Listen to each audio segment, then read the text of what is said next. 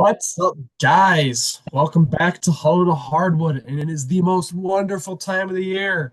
It is not Christmas, it is March Madness. And today we are going to start predicting what me and Jacob have for the March Madness tournament.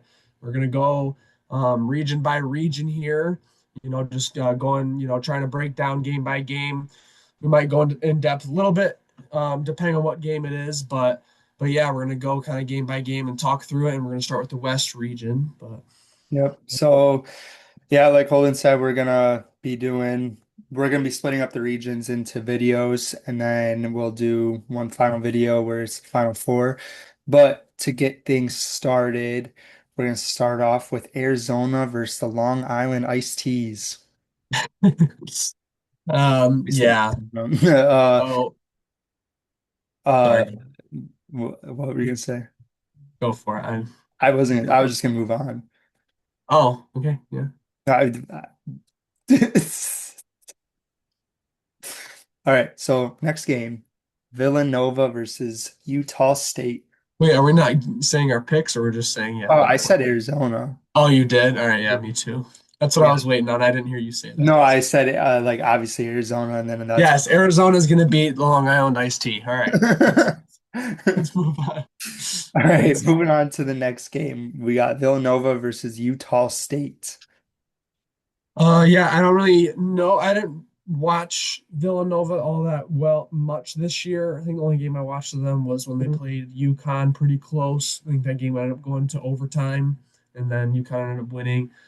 Then same with Utah State. I don't think I've really watched any of their games.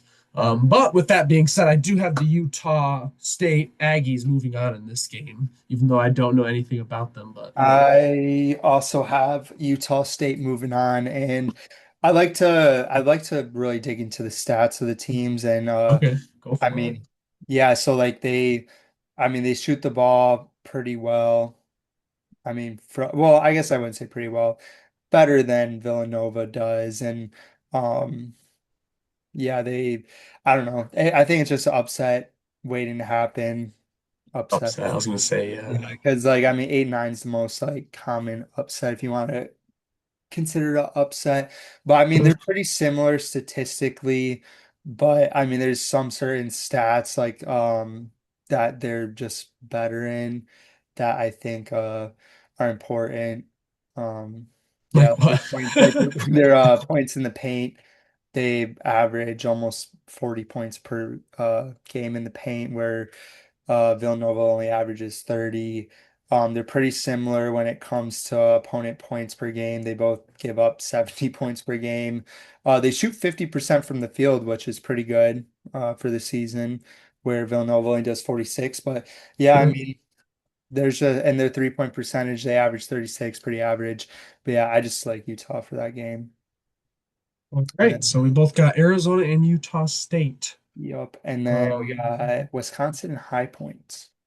so yeah, this game I think is quite interesting. Um, I would have liked High Point to face off against a different five seed, kind of like a team like Vandy, who I don't necessarily trust. If they played someone like Vandy, I think I would lean more towards that, patented 12-5 upset.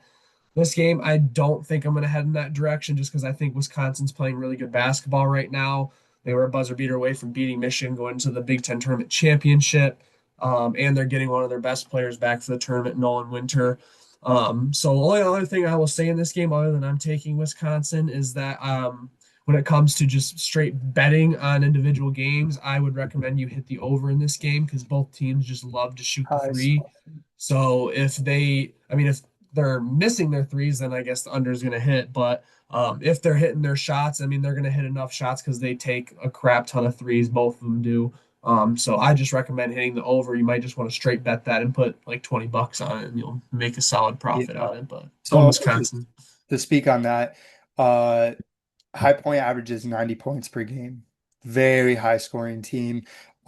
Wisconsin averages 83. So, and they both shoot about 36% from the 3-point line.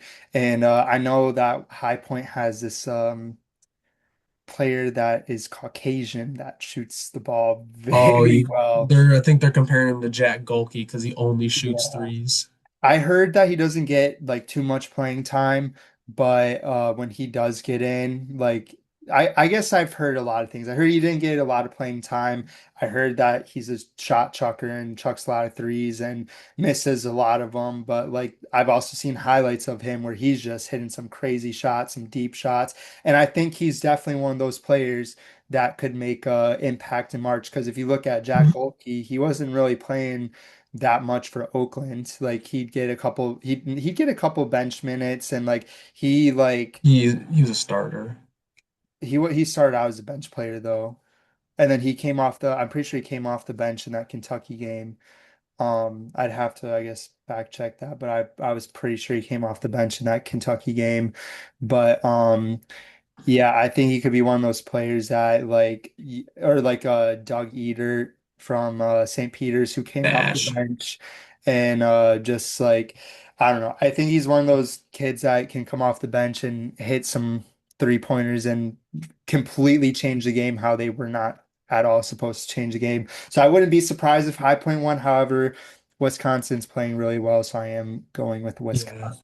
With that too, I mean, I don't really know High Point that well, obviously, but I don't know if they have two big physical guards that are going to be able to keep up with Blackwell and Boyd. Like, I think they're probably going to feast in this game and go off like they did against Illinois, who Illinois also has a pretty bad defense, but they at least have Big Ten level players guarding them. But when they played them, they both combined for like 70 points. Like, I'd be very surprised if someone on High Point can shut one of those guys down. But Yeah.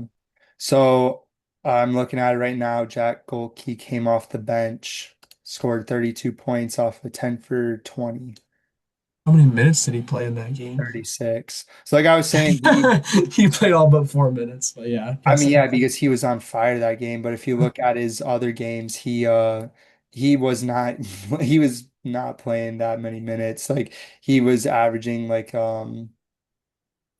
the same amount as the other kids on the team, like averaging like 8, 10 minutes a game, sometimes like 15. But that he could be one of those players like this kid on High Point that could be like a Jack Golke or Doug Eater that comes off the bench. They're not really on the game plan that much and they just come and light it up. So don't be surprised if High Point somehow makes some crazy things happen. But anyways, moving on to Arkansas and Hawaii. Yeah, know close to nothing about Hawaii, similar to some of these other teams. I do know that Arkansas is playing really good basketball right now. Just won the SEC tournament, and they have an All-American point guard. He just made the first team AP All-American over Jeremy Fears. Separate topic, but um, he's a very good player. He's going to be a lottery pick in the NBA draft. He's a Detroit, Michigan product, so shout out the state of Michigan. Um, but yeah, him, and then along with some of their other guards, Billy Richmond and DJ Wagner, they have a really good trio of guards there who are playing really good basketball. But other than that, I just don't see Hawaii giving them much of an issue. So I have Arkansas winning that game pretty easily. Yeah, I mean, Darius Acuff is arguably the best point guard in the nation. I know for Michigan State fans, they might not want to hear that. And I know Jeremy has, like, he's averaging the most assists in the country and he has his good games. But in terms of consistency and stuff, Darius Acuff is probably the best point. I don't think it's by necessarily a lot, but he is the best guard in the nation, and he this is a guards league when it comes to tournament time. So I really like Arkansas in this matchup. I don't think Hawaii gives Arkansas any sweat like I think High Point might give Wisconsin. But yeah, I think Arkansas. And then moving on to BYU versus the winners of Texas or NC State. Yeah, so I guess we can touch on a little bit of the play-in, who you think might match up against BYU. Um, I think Texas and NC State are very similar when it comes to consistency. I think Texas played a little bit more competition, had probably a little bit of a better resume than NC State, but um, I don't know. I'm just the Michigan State fan in me is struggling to decide whether I want to root for NC State to win and make the tournament, or if I just want Trey Helman to get out of there for leaving us. But just for that sake, I'm just for entertainment's sake, I'm gonna say that NC State's going to go on to end up playing BYU. And then I'm going to say BYU moves on and beats the winner of that game slash NC State. I really like AJ DeBansa. He's really fun to watch. I think he is a very capable player in this tournament and in this region to make a lot of noise. We'll get further into what I think about BYU and AJ DeBansa later on as we get further into the bracket, but AJ Debance is a special player, and I think he can drop 40 whenever he wants. So Yeah. I think NC State's going to beat Texas tonight. I think they have more talent. I know Texas has played more competition. I just think NC State has a little more talent on their roster. But with that being said, I do have BYU. I think AJ Debance does too much for them. And I think arguably they have one of the easiest paths to Sweet 16, in my opinion. So not, I kind of spoiled my pick a little bit, but I think they have arguably the easiest path. But yeah, moving on to Gonzaga versus Kennesaw State. so far, me and you have all the same picks, but I Yeah, I mean, think we are. the matchups it kind of gave that. But yeah, so Gonzaga, Kennesaw State, and I don't like Gonzaga, and I don't think they really play anybody throughout the year. Hmm. But I mean, I just Kennesaw State, it'd be cool. It's a lot of times that, you see the 14-3 upset. But I haven't heard enough. Like Kennesaw State's not one of those teams you're like, oh, this might be a sneaky pick. A lot of, people are taking. I haven't really heard anything about Kennesaw State. So, I mean, without getting too much into it, I mean, I'm just taking Gonzaga in this one to move on to the second round. Yeah, I mean, for Gonzaga, it's pretty much a conference game for them, even though obviously they're in the same conference. They same level of competition. I mean, very easily Kennesaw State could shock everyone and beat the overrated Gonzaga Bulldogs. But I mean, I think Gonzaga is going to win, but I don't think it's going to be by a lot. I think it'll be a close game. So, and then moving on to our 7-10 game, which is Miami, Florida versus Missouri. This one was kind of tough for me to pick. Similar to like when I was talking about NC State and Texas. I think Missouri has had a harder schedule given that their conference is a little bit tougher than the ACC. ACC pretty much ran through Duke, Virginia here and there, and then North Carolina. Miami had a good season. I mean, I didn't really expect them to, do as well as they did. Um, but at the same time, I don't think they played anyone in their non-con. I could be wrong on that. Just didn't really, I haven't really heard much from them this year. I know they got Trey Donaldson from Michigan and they got Malik Renew from Indiana from last year. Um, I, but that, I mean, I don't have much to say about either of these two teams, to be honest. But I kind of, all the brackets I'm going to make, I'm probably going to go back and forth between who I'm picking on this one, just one of those games. But for this video's sake, I'm just going to say I'm taking Missouri in this game and get a slight upset to 10 over the 7. Yeah, so this will be our first one that's opposite. I am gonna go Miami. I don't really know too much about Missouri, but like one thing that really stood out is they've only won 5 of their last 10 games, where um Miami has won 7 of their last 10. And like looking at um like their schedules from the last 10, uh I mean Miami, or sorry, Missouri's played an all right Kentucky team, not very good Oklahoma, not very good Mississippi State, a Texas team, and then Texas A&M's made the tournament, but they haven't really played the top parts of the SEC. In the back half of the schedule, they only won 5, and where Miami's won 7 with a win coming against North Carolina, which I don't know if they had Caleb Wilson during that. He's Yeah, been because out that for a was while. it was exactly 10 games ago when they beat North Carolina, but they beat NC State, who's a tournament team. They only lost by 3 against Virginia, and then they went on a pretty good winning streak and then split with Louisville. But yeah, I do like Miami in this matchup. So, So we got our first little. well, we got to move on to Purdue versus Queens. Not Yeah. Queens, New York, Queens, North Carolina.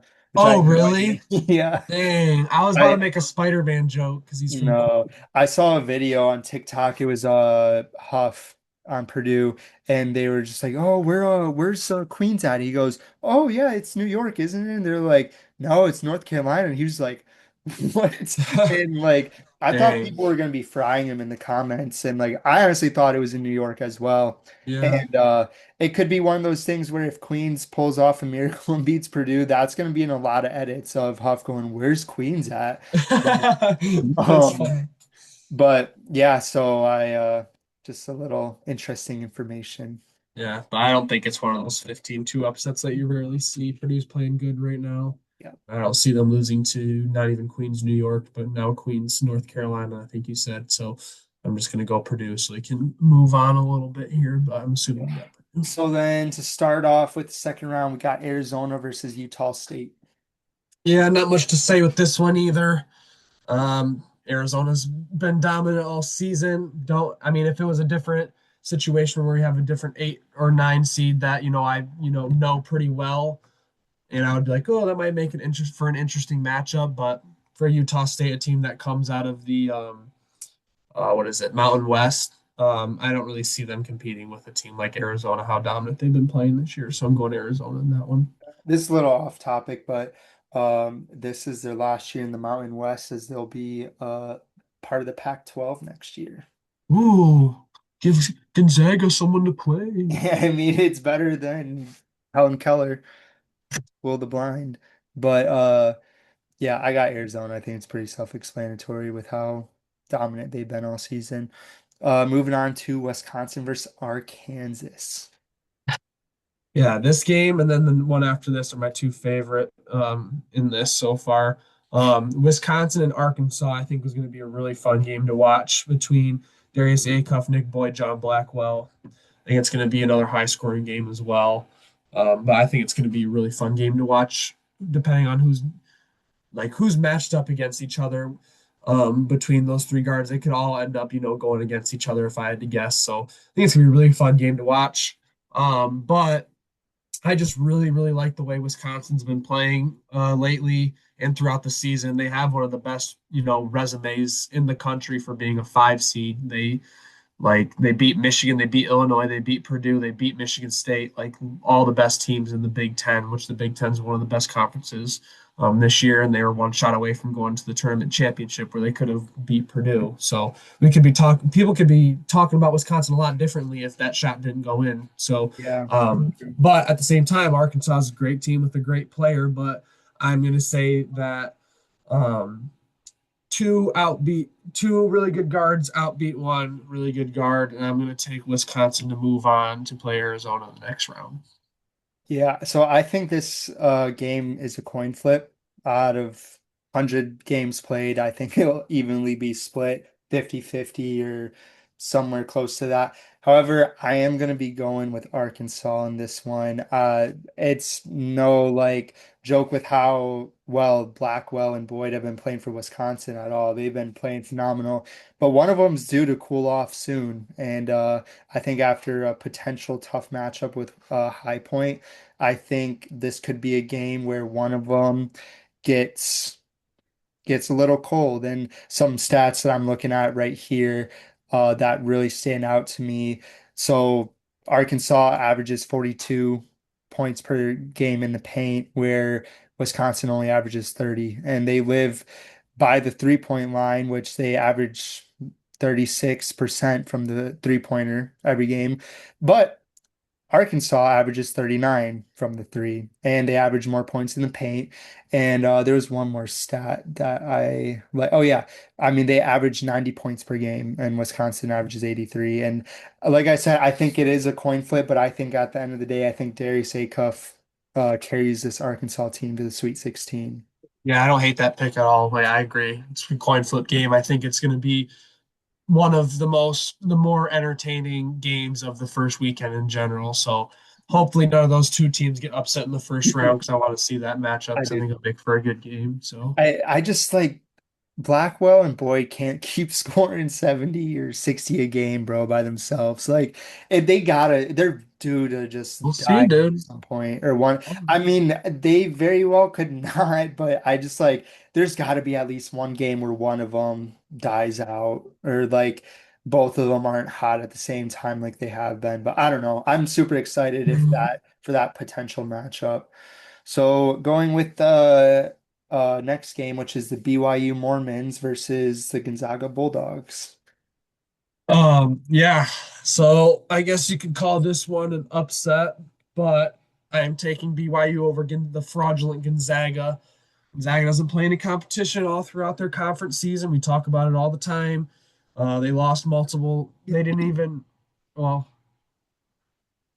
no, they definitely won their conference in their conference tournament this year, but Yeah. um, they lost. They dropped a couple of games there, and they lost to I think it was Portland that they lost to earlier this year. Like Yeah, it was a terrible really Portland bad team. I think it was a loss. bad, really bad loss. And then this is just going to be a similar theme for me that I just AJ DeBanza, I can feel it for this tournament. I feel like he's going to be one of those special players. He is a special player already, but I feel he's going to be one of those players that just takes over, and he's just going to be really fun to watch this tournament. So I'm taking BYU to advance to the Sweet 16. Yeah, I'm gonna have to agree with you on that. BYU, and I think is could be special with AJ. It sucks that they're missing two of their best players. I think they're Um, just missing one. They still got Rob Ray, I'm pretty sure. oh, do they? Maybe it Yeah. was the game I was watching that they were missing him as well. But I guess one other player is what they're But missing. yeah, they'd be a lot better with all three of them because they all three Yeah. can go drop 25 plus. Yeah. However, I think Gonzaga's super overrated as they are every year. They have absolutely no competition. So I think AJ Demancia is going to be a player that they just won't know how to play against or prepare for because they haven't seen a competent player all year. So yeah, I'm going with BYU. So I guess moving on to our next matchup, which for me would be Miami versus Purdue, and for you, Missouri versus Purdue. This one's pretty easy for me. I'm just gonna go Purdue over Missouri. I Yeah. didn't really have any strong feelings towards Missouri now I think about it. I know they have um a former five-star player on their team that was on Duke for a year or two. His name's Mark Mitchell. He's kind of like their small forward, and he's their best player right now. So I mean, he's a good experienced player for them, but I can't really think of anyone else on their team. And Purdue's just playing hot right now. So, I mean, without having to go into too much detail, because I think the last game was a coin flip for me between the 7 and the 10, but I'm just going to take Purdue over Missouri in this game. Yeah, I'm taking Purdue over Miami this game. I know I stated that I liked Miami over Missouri. Like you said, it's kind of a coin flip but I think Miami's got a slight edge, but I just don't think they have the manpower to compete with this Purdue team. And not only the manpower, but the like experience with this Purdue team. This Purdue team's been through a lot, has three seniors or three seniors that have been They, everything. yeah, that Um, have won a lot. They yeah, have a lot that of, have a ton of experience, not including their new seniors. But yeah, this Purdue team, they're hot at the right time, so I'm going Purdue. So that takes us to the Sweet 16 for your matchup. That'd be Arizona versus Wisconsin, and for me, it'd be Arizona versus Arkansas. yeah. So, I think this is where Wisconsin's run comes to an end. I think they just run into a dominant buzzsaw of Arizona. I think they're playing really, really well right now, and they went through a very tough gauntlet in their Big 12 tournament, going back and forth with an Iowa State team, and then playing a really tough game against Houston. They just, battled against two of the, top teams in the country, and that Big 12 has just been tough. Big 12, I mean, the Big Ten's right up there with them, but I think like as a whole, the Big 12 was probably the best conference in the country this year, and Arizona ran through that thing, man.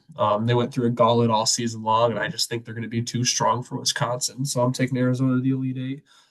Yeah, I think the Big 12 was definitely the best conference this year. They I wouldn't necessarily say ran through the Big 12 because they did Yeah, have some tough matchups with yeah. like, Houston and they did have a scare with BYU who's a good team as well, and Iowa State, like they definitely like they handled their business. Yeah, I wouldn't say they ran through it, but they handled, Yeah. yeah, they Uh, won it. but yeah, I think Arkansas's run comes to an end here. I think Arizona's just too polished and too all around talented to lose this game. So I'm going Arizona to the Elite Eight.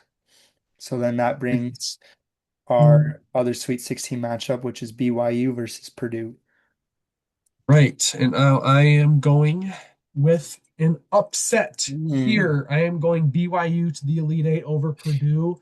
Um, I think that BYU with the combination of, Rob Wright and AJ DeBansa, I think Rob Wright will do a good enough job on Braden Smith. And I don't think Purdue has a single person that can guard AJ DeBansa. I think at this point, if Purdue makes it this far, Braden Smith would have already had, the assist record and stuff. But I think since he's been getting close to that, he just has not been playing. I think, like I said, I think it'll be a lot different in the tournament, but it's just been kind of annoying to watch him play because he's been passing up so many shots. He has not been aggressive. He just seems like he's swinging everything out. And Fletcher Lawyer has picked up, the slack and he's been hitting his shots, but I think there's going to be one of the games in the tournament where Fletcher's just not hitting his shots because he's had his spurts this season where he couldn't find the bottom of the net. So like I said, I just people are going to be struggling to guard AJ Demancin, and I'm just going to hop on the train for this tournament. And I think that they're going to upset Purdue and move on to the Elite Eight. So I'm gonna go the opposite way. I think this is where AJ Debince's run comes to an end. I think Purdue's too experienced and they have too much size for AJ Debince. And watching AJ play, definitely got a three-point shot on him, but a lot of his game comes in the paint and he creates a lot for himself, like driving, and that's gonna take away a lot from his game. And he's very good mid-range shooter. That's one thing I absolutely love about his game. But he's going to have to completely rely on his mid-range shots and three-point shots in this game. And we've seen time and time again where we have these like freshman phenoms that play for like not a blue blood school that have their tournament runs cut short in the end because their supporting cast is just not all there. And I think this is going to be the case in this game. I think AJ will still get his 20, 25 points against Purdue, but I just don't think it'll be enough for the all around. Purdue's just an all around better team, in my opinion. And I think this is where the run comes to an end. All righty. So then On to moving the Elite on. Eight. Yeah. So for me, it'd be Arizona versus Purdue, and for you, it would be Arizona versus BYU. Yep. So as we were just saying, I think the Big 12 is the best conference in the country this year, and that shows now that I got two Big 12 teams in the Elite Eight. But this is now where I have AJ Vance's run coming to an end. I think Arizona is just a buzzsaw. I think it'd be a different story if BYU is at their full strength. It'd certainly be a lot better of a game. But I'm going to take Arizona here. I think AJ DeBanson plays well throughout the entire tournament up to this point. I think he probably still plays well in this game, but I think the team just runs out of gas. And I'm really high on this Arizona team, even though they might have struggled with a lot of expectations throughout the years, but I think this is the year that they finally make it to the Final Four. Yeah, so I think this Arizona team and Purdue team match up pretty well together. However, as I was stating before, I think this Arizona team is too polished for them to lose, and I am going to go with Arizona in this game. I don't think it's going to be um like I don't think it's going to be a dominating win. I think it's going to be like if they win, it's going to be within 4 points. I think Purdue, if they continue playing the way they do, I think it has a chance to compete with Arizona. I just don't think that they're talented enough to actually take down Arizona. And like you said, Arizona, year in, year out, they have these really good teams and consistently fail throughout the tournament. But I think of all these years, I think it's finally Arizona's time to make it deep in the tournament.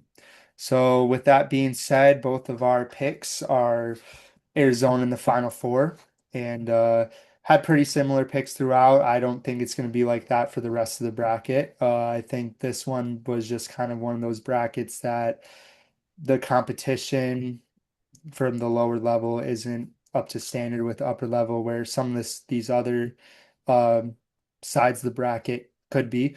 There's But still a lot of fun matchups I really want to watch in oh this one. yeah, for sure. For Just a little sure. bit more chalky. Yeah, but I think this region is going to be limited in upsets where other regions I can see upsets happening. So, all right, was there anything else that you would like to say before we? Nope. We're all good. All right, well, thank you guys for watching and go green. Bye.